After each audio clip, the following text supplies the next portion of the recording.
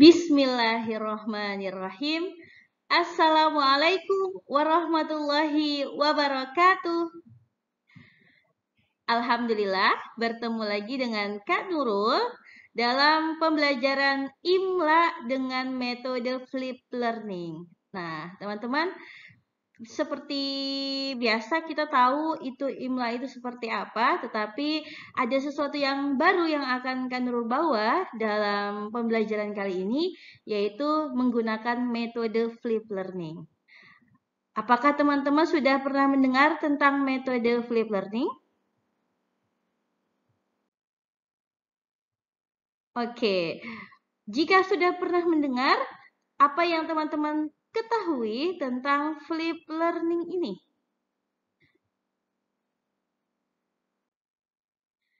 Sebelumnya, Kak Nurul adakan pendahuluan dulu tentang flip learning. Kita kenalan dulu istilah flip learning itu. Flip learning dikenal juga dengan pembelajaran terbalik, teman-teman. Pembelajaran ini sebuah metode di mana proses belajar dilakukan secara mandiri oleh murid dan guru hanya memberikan umpan. Terbalik dalam istilah ini merujuk pada kebalikan dari metode pembelajaran konvensional atau tradisional.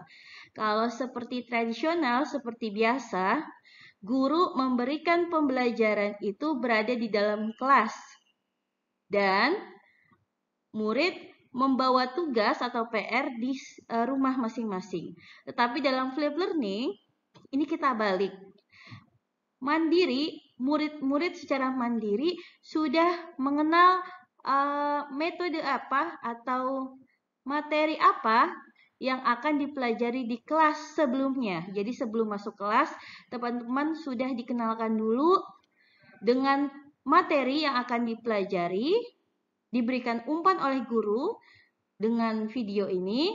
Lalu nanti di kelas kita akan langsung masuk kepada tugasnya atau latihan-latihannya seperti itu. Jadi dibalik nih, yang biasanya di sekolah atau di kelas kegiatannya apa, dibalik untuk di rumah, yang biasanya di rumah tugas, dibalik untuk di kelas. Dalam flip learning, kegiatan belajar mengajar yang secara konvensional terjadi di kelas, seperti pengenalan materi atau ceramah, diperkenalkan kepada siswa di luar kelas secara online. Makanya kenapa teman-teman diminta untuk melihat video ini terlebih dahulu, karena teman-teman diminta untuk belajar dan mengenal materi yang akan diajarkan pada Zoom besok di video ini. Sementara kegiatan yang secara konvensional terjadi di luar kelas seperti tugas atau PR atau latihan lainnya itu diselesaikan siswa di dalam kelas bersama guru dan temannya. Jadi itu adalah pengertian dari flip learning ya teman-teman. Oke, materi IMLA yang akan kita pelajari untuk sesi 1-4 ini karena ada besok kita ada 3 jam. Kita akan mengenal huruf hijaiyah, yang kedua menyambung huruf, yang ketiga harokat A, I, U, dan UN, dan yang keempat tak marbutoh juga tak maftuhah. Nah, ini adalah 4 materi yang akan kita pelajari pada hari Sabtu besok di Zoom. Pertama, mengenal huruf, yaitu tentunya huruf-huruf hijaiyah. Karena kita mau belajar IMLA, pastinya huruf-huruf hijaiyah. Huruf-huruf hijaiyah yang harus kita kenali ada 28 ya. Coba kita baca, apakah sudah mengenal semua dari huruf-huruf dari alif, ba, ta, sa, jim, ha, kha, da, za, ro, zai, sin, shin, so, do, to, zo, ain, ghain, fa, qaf, kaf, lam, mim, nun, waw, ha, hamzah, ya. Setelah teman-teman sudah mengenal dan sudah hafal dari seluruh huruf-huruf hijaiyah itu, nah teman-teman harus tahu cara membedakan huruf-huruf yang mirip-mirip. Contohnya ada di huruf ta dan to. Lalu yang kedua, biasanya yang mirip itu antara sa kecil, teman ya, Mbak, dengan sa, dengan sya besar, atau dengan so. Oke. Ketika sa digigit di ujung, di atas gigi. Selanjutnya sa, berarti giginya harus nancep semuanya. Ketika sya, mulut harus monyong, sya, dan so. Nah, itu perbedaannya. Selanjutnya huruf yang mirip ketiga ada kaf dengan kof. Ketika kaf itu masih ada di luar, ketika kof itu sudah ada di agak ke dalam sedikit ya. Nah, huruf yang keempat yang agak berbeda yaitu a dan a. Huruf yang keempat yaitu da dengan do. Selanjutnya huruf yang lainnya yaitu h dengan h. Ada h bersih, h-nya agak kotor sedikit. Lalu huruf selanjutnya kho dengan gho. Biasanya yakhdo atau yaghdo. Nah, harus kita bisa membedakan antara huruf-huruf ini. Dan huruf yang terakhir yang agak mirip yaitu za di atas lidah dengan za giginya mancap semuanya, atau dengan zo, mulutnya agak monyong sedikit.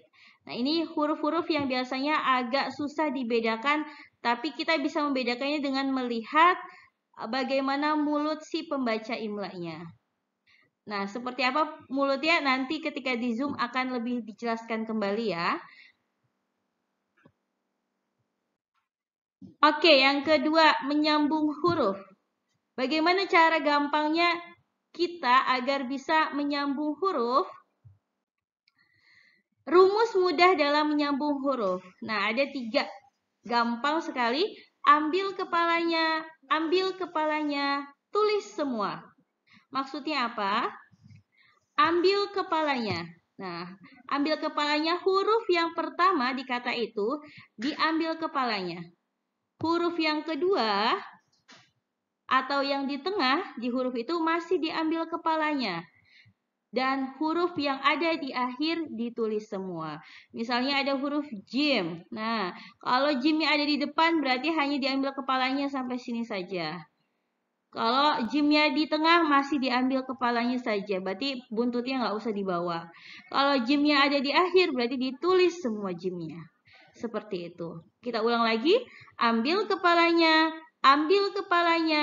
tulis semua. Sudah ingat?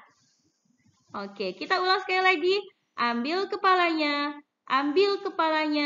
tulis semua. Nah, ini Kak Nurul buatkan tabel bagaimana huruf ada di depan, huruf ada di tengah, dan huruf ada di belakang. Ketika kita lihat A, tidak ada perbedaan.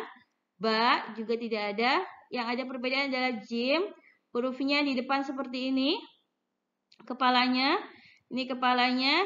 Dan jim juga ini ditulis semua kalau di akhir. Sama seperti ha dan ho, hanya berbeda titiknya. Lalu ain ghain. Kepalanya di depan seperti ini. Lalu ain ghain di tengah segitiga terbalik. Dan ain ghain di akhir seperti ini. Nah, pastikan teman-teman sudah bisa menggambar atau menuliskannya ya. Selanjutnya huruf kaf yang agak berbeda. Kaf di depan seperti ini. Kita lihat. Kaf di tengah masih sama seperti ini. Kaf di akhir ditulis semua. Hurufnya sama dengan ketika dia sendiri. Oke, kita ke huruf mim. Huruf mim ketika di depan buletan di sini ada bulat apa ya? Bulat di depan lah ya. Nah, kepalanya aja yang muncul. Ketika mim di akhir ditulis semua. Lalu masuk ke huruf ya. Ya di depan mangkok, ya di tengah masih mangkok. Huruf ya di akhir itu sudah seperti bebek kayak gini ya. Oke. Itu dia huruf-huruf hijaiyah ketika berada di depan, di tengah, dan di akhir. Yang ketiga, kita akan mengenal harokat a, i, u, dan un. Oke, teman-teman. Ada 3 bunyi penting di sini. A, I, dan U. Ketika A, kita akan menggunakan harokat fathah atau garis di atas huruf, yaitu ba jadinya. Kalau ja, J aja. Oh, A belakangnya berarti masih menggunakan garis di atas, ja. Ketika dia berbunyi I, misalnya B, oh belakangnya I, B. Berarti menggunakan kasroh atau garis di bawah huruf. Atau misalnya Mi, berarti huruf Ma dan kasroh. Hurufnya garis di bawah. Dan yang ketiga yaitu harokat U. Bu misalnya. Bu, bu belakangnya U. Berarti kita tulis dengan menggunakan dhammah. Oke, bisa menulisnya A, I, U, babi, bu. Dan tanda baca di akhir kata untuk pengenalan yang paling awal yaitu un. Kalau ba jadi bun. Kalau tak jadi tun. Un semua ini bisa kita gambar dengan menuliskan dhammah dahulu, lalu nanti dikasih kurungan di sini ya. Caranya bikin dhammah dahulu, lalu dikasih kurungan. Atau bisa kayak di komputer tulisannya seperti ini, ada buntutnya. Nah, yang tak jadi tun, yang to jadi tun, yang ro jadi run. Semuanya diakhiri dengan un. Dan itu biasanya ada di akhir kata digunakannya. Pastinya digunakan di akhir kata. Tidak mungkin di tengah-tengah kata. Contoh katanya. Misalnya kita mau nulis basyaro. Basyaro. Huruf ba berarti dia pakai fathah. A. Sya dia pakai fathah. Ro itu dia pasti pakai fathah. Basyaro. Kita ambil kepalanya. Ambil kepalanya sya. Lalu tulis semua ro. Lalu ta mana? Ta mana? Yang kita ambil kepalanya huruf ta dan ma. Ta, ma, na-nya ditulis semua. Semuanya masih menggunakan fathah karena belakangnya a. Lalu khotama. Kho masih menggunakan fathah, ta, dan ma. Oke, Masya Allah. Seperti ini, apakah sudah mengerti? Selanjutnya kita coba pakai un. Syajarun. Nah, kita lihat syajarun. Huruf sya pakai fathah. Huruf ja diambil kepalanya masih pakai fathah. Huruf run sudah pakai dhammah tain atau sukun ya. Syajarun. Un. Selanjutnya ada bakorun. Huruf ba, lalu ko, dan run. Pakai dhammah tain. Kata ketiga yaitu bahrun. Huruf ba, ha, dan run. Nah, teman-teman harus diperhatikan di sini ada 6 huruf yang tidak bisa disambung ke depan. Jadi kalau mau nyambung huruf setelahnya ini nggak bisa. Dia harus dipisah atau dipotong ya. Di-cut. Nggak bisa menyambung ke huruf setelahnya di depannya. Yaitu huruf alif, da, za, ro, zai, dan waw. Alif, da, za, ro, zai, dan waw. Contoh katanya misalnya ada di tengah-tengah barokun. Huruf ba bisa disambung ke ro. Nah, tapi ro tidak bisa disambung ke ka karena ro-nya itu tidak boleh menyambung dengan huruf lainnya. Selanjutnya karomun. Huruf ka bisa disambung ke ro, tapi dari ro tidak bisa disambung ke ma karena tidak boleh menyambung. Rizkun. Huruf ro dengan huruf za tidak bisa bersambung. Huruf za ke ko juga tidak bisa bersambung. Jadi semuanya dipisah. Rizkun. Oke, selanjutnya ada kata lagi dakanun. Huruf da ke ka ini tidak bisa disambung. Jadi ka-nya itu sendiri. Lalu nun bisa disambung. Zabahun. Huruf za dengan ba tidak boleh disambung karena ada huruf za. Lalu ba sama ha bisa disambung. Lalu terakhir marodun. Ma dengan ro bisa disambung karena dari depan ke ro. Tapi ro ke depannya do tidak bisa disambung. Jadi marodun. Dunia yang dipisah. Oke. Kita lihat badanun. Bagaimana caranya? Kita mau menulis badanun. Ba, da, apakah bisa disambung? Tidak bisa ya. Jadi tulis sendiri. Badanun. Selanjutnya, warokun. Bagaimana nulisnya? Huruf wa, apakah bisa ke ro? Tidak bisa. Lalu koko, tidak bisa juga. Jadi semuanya dipisah. Warokun. Huruf yang ketiga, kata yang ketiga, dajarun. Da, apakah bisa ke ja? Tidak bisa. Berarti ambil kepalanya ja, lalu run. Dajarun. Oke, seperti ini teman-teman. Dan yang terakhir, materi tentang tak maftuhah juga tak marbutoh. Bagaimana cara membedakan kata yang menggunakan tak maftuhah dan bagaimana dengan yang tak marbutoh. Oke, tak marbutoh, tak yang bulat di akhir, digunakan jika huruf sebelum huruf tak berharokat hidup. Maksudnya hidup dia fathah, dia kasroh, atau dia berdomah.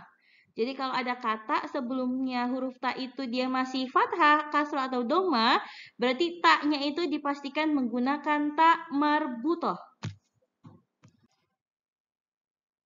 Bagaimana jika yang tak maftuhah? Nah, tak maftuhah digunakan jika terdapat dalam salah satu dari tiga posisi ini. Pertama, sebelum ta itu sukun. Ada sebuah kata, di belakangnya ta itu sebelum taknya itu sukun. Contohnya, tun. Oh, sebelum tun ada dan itu sukun. Jadi dipastikan taknya menggunakan tak maftuhah. Atau baitun. Mohon maaf, ini baitun. Kalau baitun berarti bai ada sukun lalu tun. Taknya maftuhah.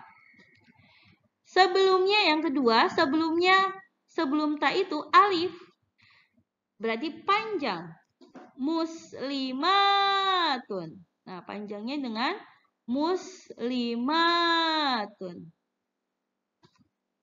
Lalu tak sendiri harokatnya sukun. Contohnya katabat. Ada tak di akhir, dengan dia sukun, maka taknya harus sukun. Yuk kita pilih kata-kata yang benar. Baitun. Apakah menggunakan tak marbutoh atau tak maftuhah? Betul, menggunakan yang tak maftuhah.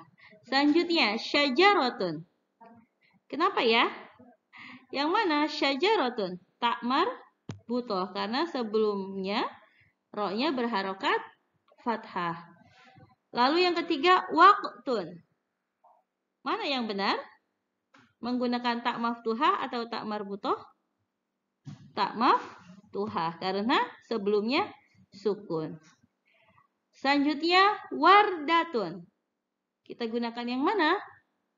Yang tak marbutoh. Karena sebelum tun ada huruf da-nya berharokat fathah. Oke, betul sekali teman-teman. Nah, setelah mendengar dari penjelasan materi ini, ada tugas sedikit buat teman-teman. Buatlah rangkuman tentang materi yang telah dipelajari tadi dalam video ini. Lalu kumpulkan, boleh difotokan di grup WA khusus tugas. Nanti akan diberikan linknya untuk grup WA khusus tugas ya. Jangan lupa diberi nama lengkap. Oke. Terima kasih banyak. Sampai jumpa lagi pada esok hari di hari Sabtu pukul 9. Kak Nurul tunggu, insya Allah kita bertemu di Zoom ya. Sampai sini Kak Nurul undur diri. Syukran. Assalamualaikum warahmatullahi wabarakatuh.